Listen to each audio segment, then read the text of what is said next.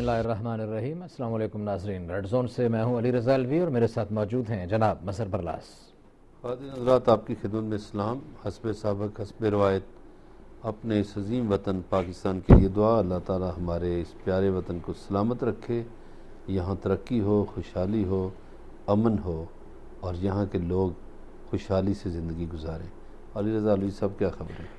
جی مسر برلاس صاحب اور ناظرین، ہم اپنے پہلے سیگمنٹ میں پیٹرولیم مصنوعات کی قیمتوں میں اضافے کے حوالے سے بات کریں گے، اور اس اضافے کے بعد شہباز گل نے ایک ٹویٹ میں کہا ہے کہ یہ وزیر اعظم عمران خان صاحب نے بڑے کمال مہربانی کا مظاہرہ کرتے ہوئے بہت سارے پیسوں کی چھوٹ دی ہے، ورنہ اوگرا نے تو یہ سمری بہت زیادہ پیسوں کی بھیجی تھی، اور وزیر اعظم صاحب نے 6-7 روپے کا رحم فرمایا قوم پر، اور اس پہ بات کریں گے اور یہ بھی دیکھیں گے کہ اس پہ کیا فائدہ ہوتا ہے۔ انہوں نے یہ بھی بتایا تھا، حکومت کے کچھ ترجمانوں کی طرف سے یہ بھی بات بھی سامنے آئی کہ اس مہنگائی، اس پیٹرول کی قیمتوں میں اضافے کا کوئی خاص اثر نہیں پڑے گا، اور وہ عوام کی صورتحال جو ہے اس کو دیکھیں گے، عوام کی مدد کریں گے، یہ بھی جائزہ لینے کی کوشش کریں گے کہ واقعی اس پہ مہنگائی کا کوئی اثر پڑے گا یا نہیں، اور وہ کس طرح مدد کریں گے۔ کیا لوگوں کے گھروں میں روٹیاں پہنچائیں گے، آٹا پہنچائیں گے، گھی پہنچائیں گے، یا ضروریات زندگی کی ساری چیزیں خود گھروں میں پہنچانا شروع کر دیں گے، یا کس طرح مدد کریں گے، سارے پہلوؤں کا جائزہ لیں گے۔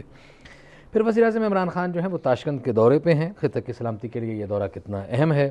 افغان صدر کی درخواست کے اوپر یہ جو ایک اسلام آباد میں کانفرنس ہونے والی تھی اس کو بھی ملتوی کر دیا گیا ہے، ایک گروپ بنایا گیا ہے اس علاقے کی تعمیر و ترقی کے لیے افغانستان کے حوالے سے، اس پہ بھی بات ہوگی۔ وہاں اشرف غنی نے اپنی تقریر کے دوران پاکستان پر کچھ سنگین الزامات عائد کیے تھے، ان الزامات کا بھی جائزہ لیں گے، اور ان الزامات کا وزیر اعظم عمران خان نے موقع پہ برمحل جواب دیا ہے، اس کا بھی جائزہ لینے کی کوشش کریں گے۔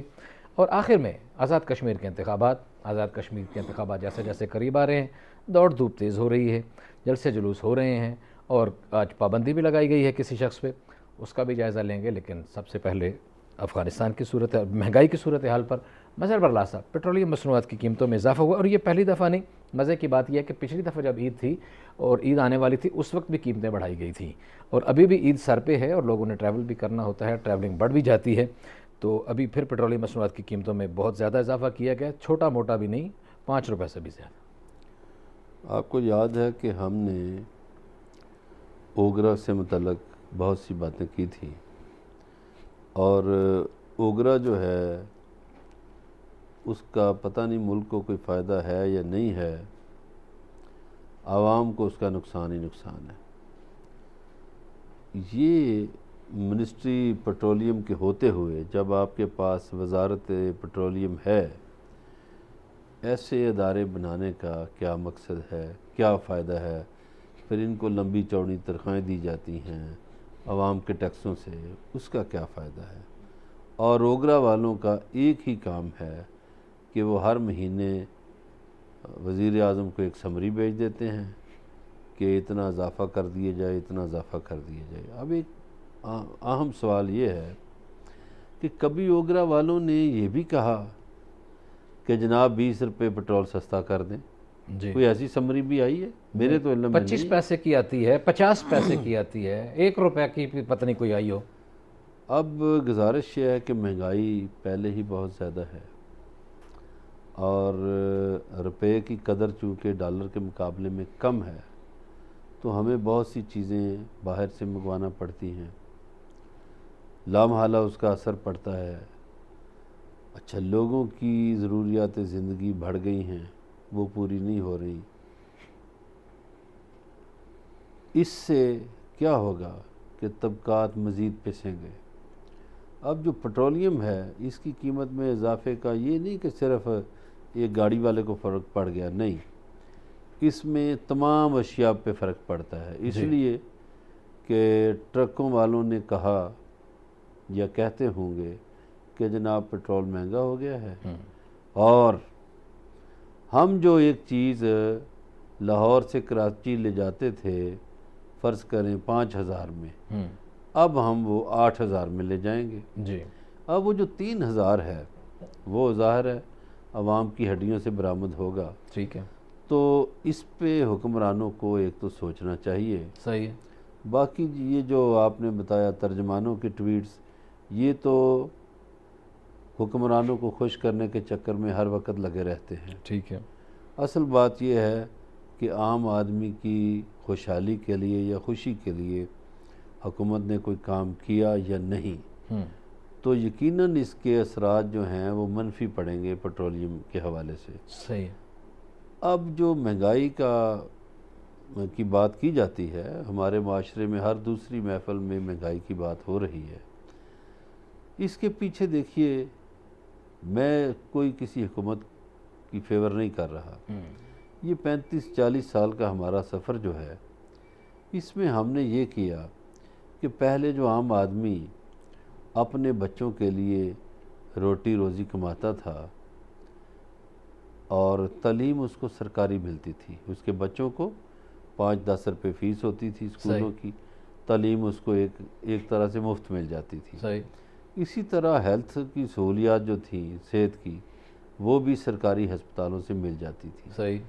اب جو تعلیم کا برڈن ہے وہ بھی اس پہ پڑ گیا، ہیلتھ کا برڈن بھی پڑ گیا، تو یہ وہ جو پیسے اس نے اپنے بچوں کی روٹی کے لیے رکھے ہوتے تھے وہ تعلیم کی نظر ہو گئے اور کچھ صحت کی نظر ہو گئے۔ صحیح۔ اب رہ گیا جی کہ اس کے پاس بچا کیا، اس میں آپ دیکھیے کہ بجلی کے بل مہنگے ہو گئے، زیادہ آ گئے، بجلی مہنگی ہو گئی، گیس مہنگی ہو گئی، اچھا پھر آپ کے پیٹرول مہنگا ہو گیا، پھر یہ جو ڈیورنگ کرونا ایک اور بات سامنے آئی کہ یہ آن لائن کلاسز ہیں۔ اب الوی صاحب جس بندے کے 4 بچے ہیں اور چاروں پڑھ رہے ہیں، جی، اگر وہ آن لائن کلاسز میں شریک ہونا چاہتے ہیں تو ظاہر ہے اس کو 4-5 فون لے کر دینا پڑیں گے، جی ہاں، اور سمارٹ فون لے کر اسمارٹ دینا فون پڑیں لینا گے۔ پڑیں گے جو قابل عمل فون ہیں، کوئی کام کے ہیں، جو 30-40 ہزار سے شروع ہوتے ہیں۔ اب اس کو بیچارہ جو بھی آدمی ہے، عام آدمی، اس کو 3 سے 4 لاکھ کا خرچہ پڑ گیا۔ جی ہاں۔ اب بچے جو ہیں، ظاہر ہے بچوں کی خواہشات تو وہ انکم کو نہیں دیکھتے، جی ہاں۔ وہ کہتے ہیں آ کے اپنے والدین سے کہ فلاں آدمی کے پاس یہ فون ہے، ہمارا جو فلانا کلاس فیلو ہے اس کے پاس یہ فون ہے، یا انہیں لیپ ٹاپ چاہیے، ٹھیک ہے۔ لیپ ٹاپ بھی بے تحاشا مہنگے ہو گئے ہیں۔ لیپ ٹاپ بھی مہنگے ہو گئے۔ جی ہاں۔ اب یہ جو سارا اثر ہے یہ پڑ رہا ہے اس عام آدمی پر جو کماتا تھا صرف روٹی روزی، صحیح۔ اس پر آپ نے فریج کا بوجھ بھی ڈال دیا، اس پر آپ نے ٹی وی کا بوجھ بھی ڈال دیا، اس پر آپ نے اے سی کا بوجھ بھی ڈال دیا، گاڑی کا بوجھ بھی ڈال دیا، اور پیٹرول بجلی گیس کے بوجھ بھی ڈل گئے، اور تعلیم کا بوجھ بھی ڈال دیا گیا، اور صحت کا بھی۔ اب یہ سارا قصور حکمرانوں کا ہے، اچھا، کسی عام آدمی کا نہیں۔ صحیح، عام آدمی بیچارہ تو پس گیا ہے۔ صحیح ہے۔ تو ہمارے حکمرانوں کو، جو بھی حکمران ہوں، انہیں یہ سوچنا چاہیے کہ عام آدمی کی زندگی میں کیسے بہتری لائی جا سکتی ہے۔ صحیح ہے۔ یہ سوشل میڈیا پہ بھی اس پہ بہت زیادہ بات ہوئی، لیکن ہم وزیر اعظم عمران خان کا ایک ٹویٹ پڑھتے ہیں۔ عمران خان صاحب نے 1 جون 18 میں کہا تھا، absolutely shameful how the government has dropped a petrol bomb on the poor nation at the start of 2018 instead of undertaking tax reforms and cracking down on money laundering. The government continues to burden the masses, the time with a big increase in petroleum products prices. یہ وزیر اعظم عمران خان نے 1 جنوری 2018 کو یہ tweet کیا تھا۔ بالکل صحیح ہے۔ ہاں جی۔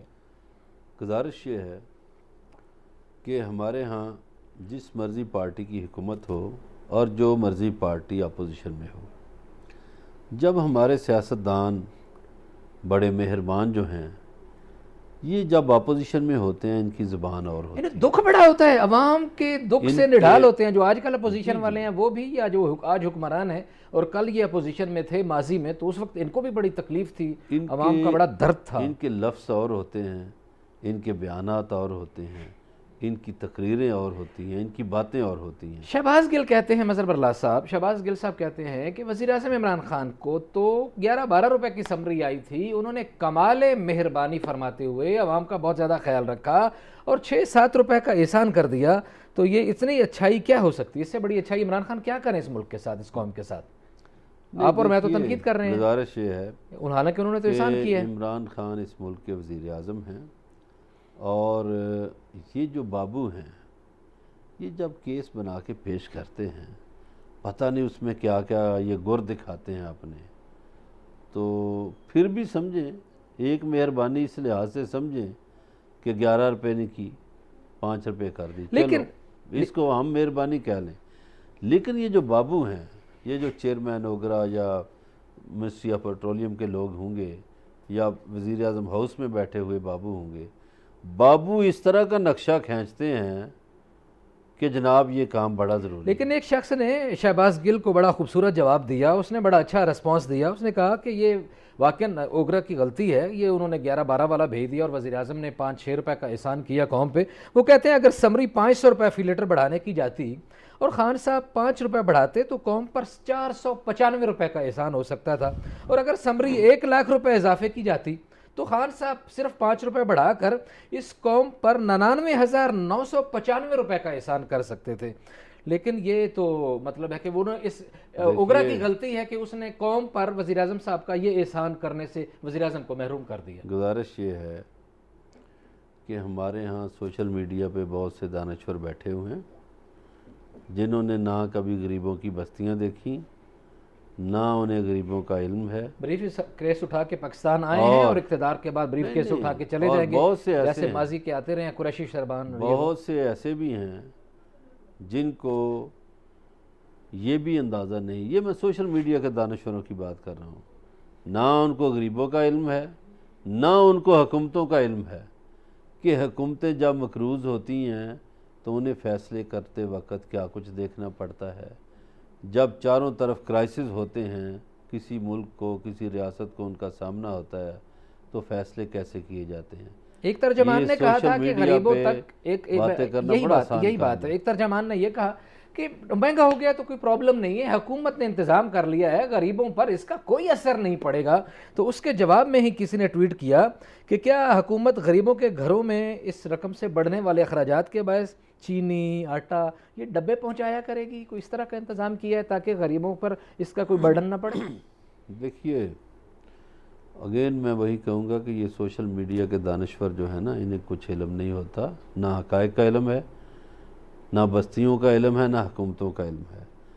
اب ہمیں جیسے یہ کووڈ کا سامنا کرنا پڑا پچھلے 2 سالوں سے، بڑے بڑے ملکوں کی معیشتیں بیٹھ گئیں، ہماری اقتصادی صورتحال بھی اسی دوران مقابلہ کرتی رہی۔ اس دوران حکومت کے بس میں جو تھا، انہوں نے ایک تو احساس پروگرام شروع کیا۔ اب یہ حکومت 29 جولائی کو ایک بڑا پروگرام نوجوانوں کے لیے شروع کرنے جا رہی ہے، جس میں ان کو ہنرمندی بھی سکھائی جائے گی اور ان کو کاروبار کے لیے قرضے بھی دیے جائیں گے۔ چلیں ہنرمندی، لیکن اس ہنرمندی سے پہلے ایک اسد عمر کا ٹویٹ ہے، ہنرمندی پہ جائیں گے، اگلا سیگمنٹ سارا ان کی تعریف کا ہی شاید ہوگا۔ حکومت عالمی منڈی میں تیل کی قیمت بڑھنے کا بہانہ کر رہی ہے، عوام کو یہ نہیں بتا رہی کہ ڈیزل پر فی لیٹر 26 روپے اور پٹرول پر فی لیٹر 21 روپے ٹیکس وصول کرے گی اس ماہ میں۔ اس حکومت کے ہاتھ ہمیشہ عوام کی جیب میں رہتے ہیں، ہے نا، طاقتور سے ٹیکس نہیں لیتے اور منی لانڈرنگ روکتے نہیں ہیں۔ یہ ٹویٹ کیا اسد عمر نے 1/3/2018 کو۔ پھر وہی بات ہے کہ ہمارے سیاستدان جب حکومتوں میں ہوتے ہیں ان کی زبان اور ہوتی ہے، جب اپوزیشن میں ہوتے ہیں ان کی زبان اور ہوتی ہے۔ جھوٹ بول بول کر ہمارے ساری پارٹیوں کے لوگ حکومتوں میں آتے ہیں اور جھوٹے چکمے دیتے ہیں لوگوں کو۔ میں نے تو پچھلے 35-40 سال کا جو حساب لگایا ہے وہ یہی ہے۔ جو آج میں نے ایک مریم اورنگزیب کا پڑھا سٹیٹمنٹ تو میں سوچ میں پڑ گیا کہ ان سے تو شہباز شریف کی میٹرو نہیں چل رہی۔ شہباز شریف کے ابا جی نے پیسے دیے تھے، وہ پاکستان کی میٹرو ہے۔ صحیح ہے۔ کسی کے دور میں اگر کوئی ادارہ بن جاتا ہے، کوئی سکول، کوئی کالج، کوئی سڑک، وہ اس کی نہیں ہوتی، وہ پاکستان کی ہے۔ صحیح ہے۔ اس نے اپنے گھر سے کوئی پیسے نہیں لائے، بلکہ یہ لوگ تو لوٹتے رہے ہمیشہ، اور لوٹ مار کر کے پاکستان کو یہاں تک پہنچایا کہ پاکستان کی معیشت ہچکولے کھانے لگی۔ تو ایسی معیشت میں سمجھتا ہوں کہ موجودہ حکومت نے پھر بھی بڑی کامیابی سے بہت سے کام کو آگے بڑھایا ہے۔ جی جی ٹھیک ہے جی، مظہر اللہ صاحب سمجھتے ہیں کہ موجودہ حکومت کی معاشی پالیسیاں بالکل ٹھیک ہیں، اور انہوں نے موجودہ حکومت نے بہت سارے معاشی معاملات کو بہت اچھے طریقے سے آگے بڑھایا ہے۔ بات چیت کا سلسلہ جاری ہے، ہمارے ساتھ رہیے گا، ملتے ہیں ایک بریک کے بعد۔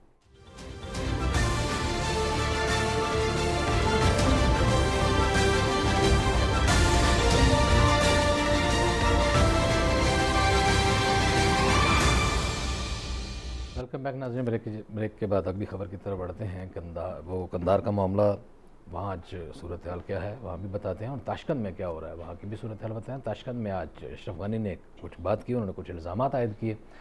انہوں نے جو الزامات عائد کیے، ان کا وزیر اعظم عمران خان نے زبردست انداز میں جواب دیا، اور انہوں نے کہا کہ جب اب کے طالبان کو اپنی فتح نزدیک نظر آ رہی ہے، یہ کیسے ممکن ہے کہ فتح کے قریب پہنچ کر طالبان ہماری بات مانیں گے؟ کیا خیال ہے مظہر اللہ سے؟ بالکل صحیح ہے جی، یہ ایک بیس لیس بات کی ہے اشرف غنی صاحب نے۔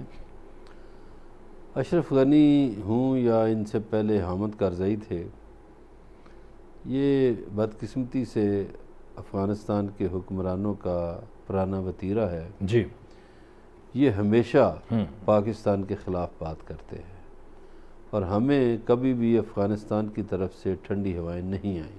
ٹھیک ہے، حالانکہ جب ان پہ مشکل وقت تھا، ہم نے اپنے دروازے ان کے لیے کھولے۔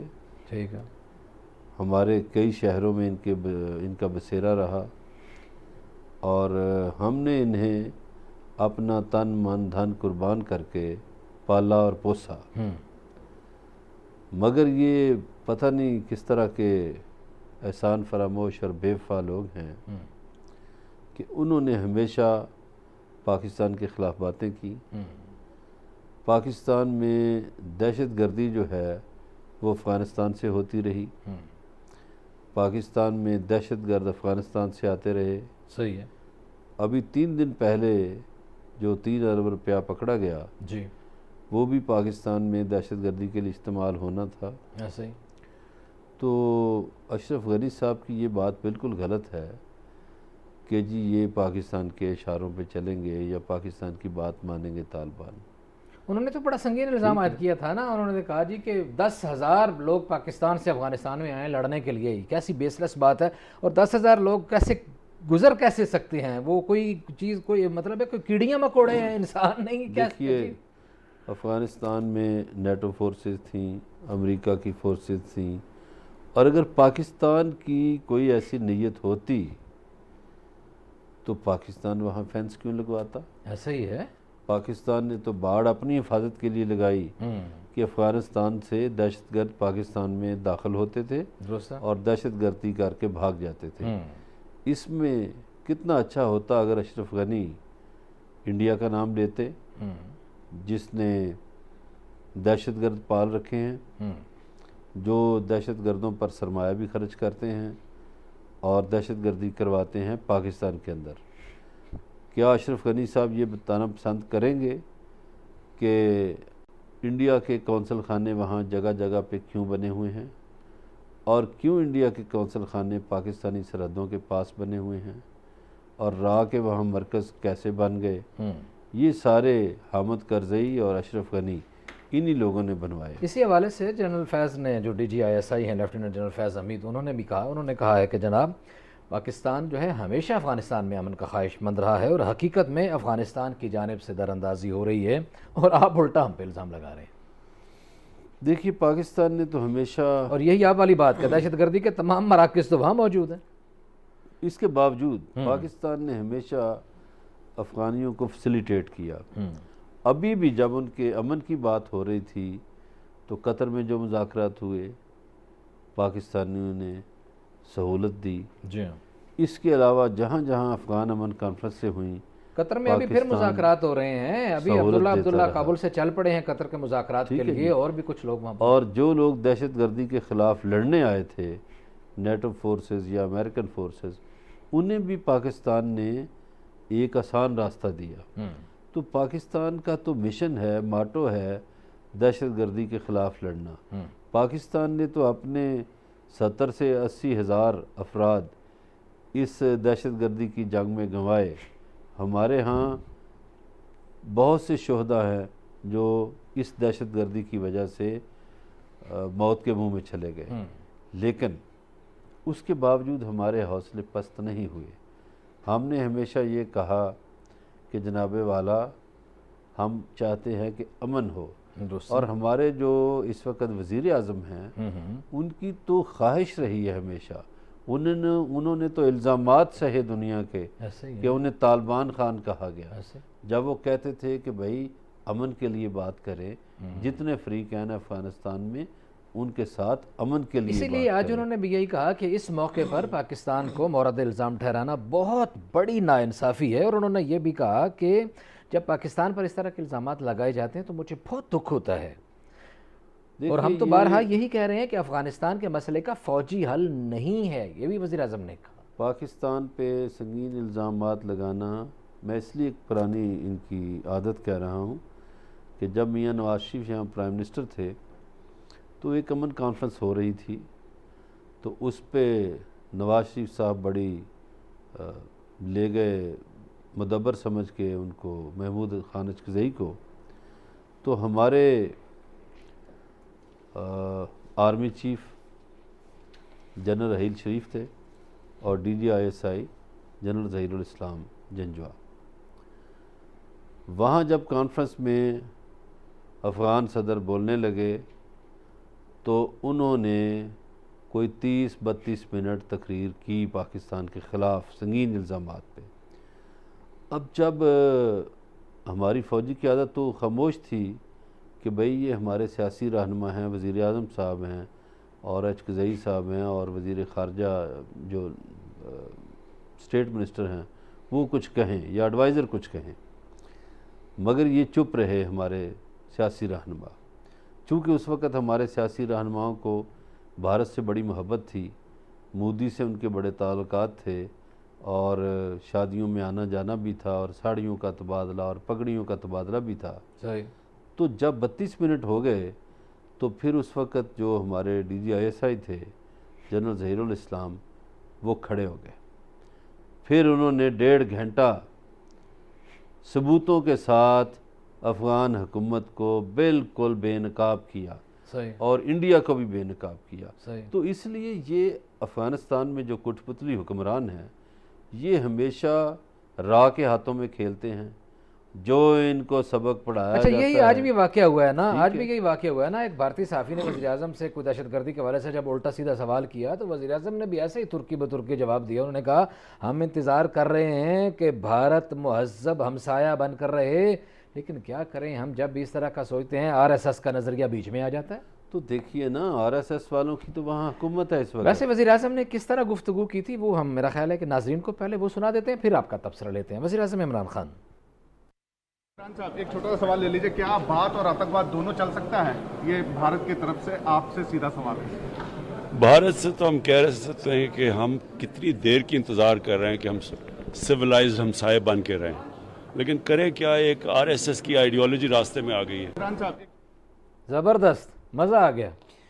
دیکھیے خان صاحب پہ جتنی مرضی اپوزیشن تنقید کرے ہمارے پاکستان کی، عمران خان صاحب وہ واحد حکمران ہیں جنہوں نے امریکیوں کی بھی پرواہ نہیں کی، نہ کسی اور کی پرواہ کی ہے، اور بڑے بڑے امریکہ کے پٹھو کئی مسلمان حکمران بھی تھے، ان کو بھی اسی طرح ٹھوک کے جواب دیا۔ اور آج میں سمجھتا ہوں جیسے انڈین صحافی نے سیدھا سوال کیا کہ جی سادہ اور سیدھا سوال بھارت کی طرف سے سوال، تو بڑا پاکستان کی طرف سے بڑا خوبصورت جواب دے دیا عمران خان نے۔ اب دیکھیے مودی جو ہے وہ آر ایس ایس کا نمائندہ ہے اور آر ایس ایس کی وہاں حکومت ہے، یہ وہی آر ایس ایس ہے جس پہ انڈیا کے پہلے وزیر اعظم نے جواہر لال نہرو نے پابندی لگائی تھی اور اپنے وزراء اعلیٰ کو خطوط لکھے تھے کہ کسی صوبے میں ان کی ایکٹیویٹی نہیں ہونی چاہیے، یہ دہشت گرد ہیں۔ جی بالکل اسی طرح، اور باقی طالبان کے حوالے سے بھی جو ہم نے بتایا تھا کہ قندھار میں جو جنگ بندی کے حوالے سے طالبان سے رابطے بھی کیے جا رہے ہیں، کچھ بزرگوں کو درمیان میں بیچ میں ڈالا جا رہا ہے کہ جناب کوئی تھوڑی سی مہربانی فرمائیں، اور پھر یہ بھی آپ کو پتہ ہے کہ ایک بھارتی شہری جو ہے وہ اسپین بولدک میں آج وہ مارا گیا، فوٹوگرافر ہے، اس کے ساتھ ایک بہت بڑی شخصیت بھی ماری گئی، اس کا بھی آپ کو بتائیں گے، ہمارے ساتھ رہیے گا، ملتے ہیں بریک کے بعد۔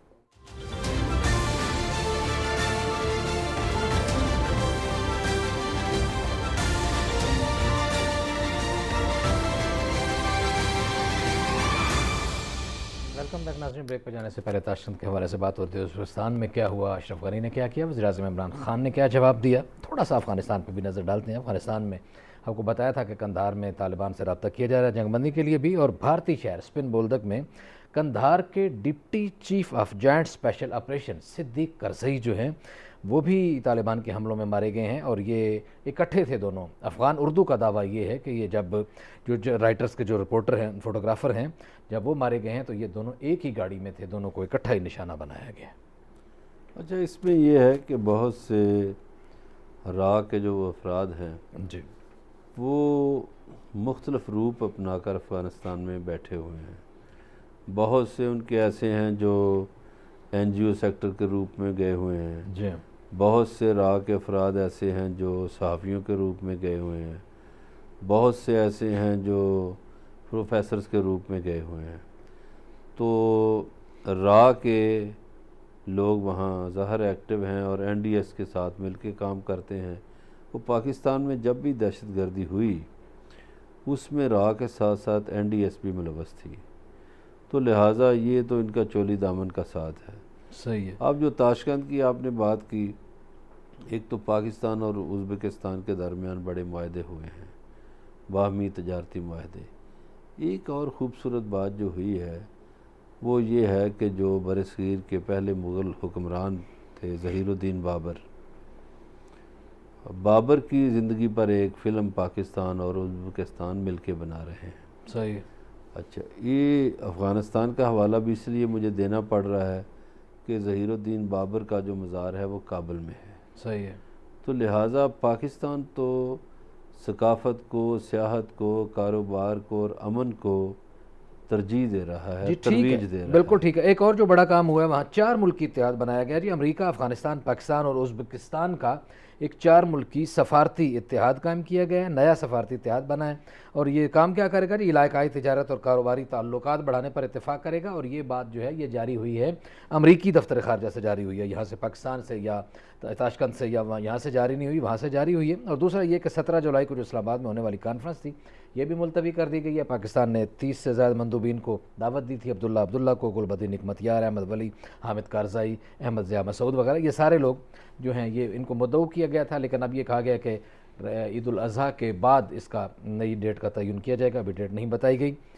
اگلی خبر کی طرف جانا ہے مظہر برلا صاحب. ٹائم ہمارے پاس تھوڑا ہے اس لیے میں نے کشمیر کی جو ابھی صورتحال ہے تازہ ترین الیکشن کے حوالے سے آپ کیا دیکھ رہے ہیں صورتحال؟ دیکھیے, کشمیر اور گلگت بلتستان کو آپ ایک ہی زاویہ نگاہ سے دیکھیں. گلگت بلتستان میں بڑے بڑے جلسے ہوئے, پیپلز پارٹی کے بھی اور نون لیگ کے بھی, پی ٹی آئی کے بھی. بڑے جلسوں کو اگر دیکھا جاتا تو گلگت بلتستان میں پیپلز پارٹی اور نون لیگ کے بڑے جلسے ہوئے بنسبت پی ٹی آئی کے. لیکن جب رزلٹ آیا تو پی ٹی آئی وہاں سبقت لے گئی. ایسی ہی صورتحال کشمیر میں ہے. اب جلسے تو بڑے بڑے ہو رہے ہیں, مریم نواز جلسے کر رہی ہیں, بلاول بھٹو صاحب نے چند جلسے کیے, پھر وہ امریکہ چلے گئے. ان کی مختلف تصاویر بھی آ رہی ہیں, کبھی بینچ پہ بیٹھے ہوئے ہیں, کبھی لائن میں لگے ہوئے ہیں, اور ظاہر ہے وہ پاکستانی لوگ دیکھ رہے ہیں. اب انہوں نے یوسف رضا گیلانی کو میدان میں اتارا ہے کمپین کے لیے, آصفہ بھٹو بھی میرے خیال جا رہی ہیں. اسی طرح کل عمران خان جا رہے ہیں کشمیر, باغ میں وہ ایک بڑا جلسہ کریں گے. اگرچہ گزشتہ روز رات کے وقت ایک بڑا جلسہ ان کے وزراء نے راجہ فاروق حیدر کے حلقے میں کیا ہے, درست ہے, اور وہ جلسہ بنسبت ان کے پہلے جلسوں کے بڑا جلسہ تھا. صحیح. اب اس میں ایک بات جو شاید نون لیگ یا پیپلز پارٹی کے لوگ یا ہمارے بہت سے تجزیہ کار غور نہیں کر رہے, اس میں 2-3 چیزیں ہیں. ایک چیز یہ ہے کہ مرکز میں پی ٹی آئی کی حکومت ہے اور روایت اور ان کا دستور ایسا ہی رہا ہے سیاست کا کہ وہ مرکز کی طرف دیکھتے ہیں. نمبر 2 کہ وہاں بہت سے امیدوار جو مضبوط تھے وہ آزاد حیثیت میں یا کسی اور حیثیت میں کھڑے ہوئے, کسی چھوٹی پارٹی کا ٹکٹ لے کر بھی, وہ پی ٹی آئی کے حق میں دستبردار ہو گئے ہیں. یہ کام پی ٹی آئی نے ایک زبردست کیا ہے. باقی وہاں پہ جو انتظامیہ ہے وہ ظاہر ہے مسلم لیگ نون کی لگائی ہوئی ہے، جیسے کہ ہمارے پروگرام میں سردار تنویر الیاس نے کہا تھا کہ ڈی سی ان کے ہیں، ایس پی ان کے ہیں، انتظامیہ ان کی ہے۔ لیکن پی ٹی آئی کے خود بھی تو 2-3 دھڑے ہیں اور آپس میں لڑ رہے ہیں، اور انہوں نے ٹکٹوں کی تقسیم پہ بھی لڑائیاں کی، کچھ لوگوں کو سردار تنویر الیاس نے ٹکٹ دلوائے، کچھ لوگوں کو بیرسٹر نے دلوائے، کچھ کو اور لڑکے نے دلوائے، تو یہ کیا اس طرح دیکھیں یہ پی ٹی مسائل آئی بھی تو ہوں گے میں نا ان کو۔ پی ٹی آئی میں ایک ڈکٹیٹرشپ نہیں ہے، ان کے دھڑے تو پاکستان میں بھی تھے، پنجاب میں خاص طور پر جہانگیر ترین اور شاہ محمود کا دھڑا تھا، اسی طرح خیبر پختونخوا میں پرویز خٹک کا اور عاطف خان کا دھڑا تھا۔ ہاں صحیح، تو دھڑے بندی تو پی ٹی آئی میں رہی ہے ہمیشہ سے، ٹھیک ہے، ایون کہ جو ان کے بڑے شہر ہیں وہاں بھی پی ٹی آئی میں دھڑا بندیاں ہیں، ٹھیک ہے، لیکن ان کا لیڈر جو ہے وہ شاید ان دھڑے بندیوں پہ حاوی آ جاتا ہے۔ صحیح ہے۔